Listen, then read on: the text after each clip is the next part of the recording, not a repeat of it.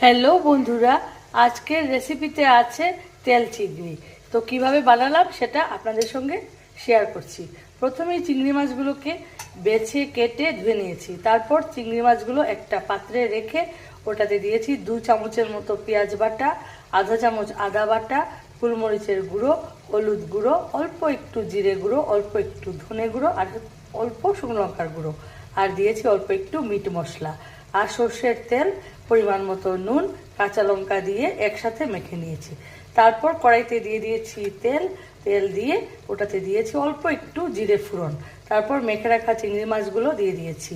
আর এখন ভালো করে কষাতে কষাতে, আমি আর জল দেব না যেহেতু এটা তেল চিংড়ি, কষাতে কষাতে এই পর্যায়ে এসে গেছে। এখন দেখুন রেসিপিটা তৈরি হয়ে গেছে, তেল তেল চিংড়ি।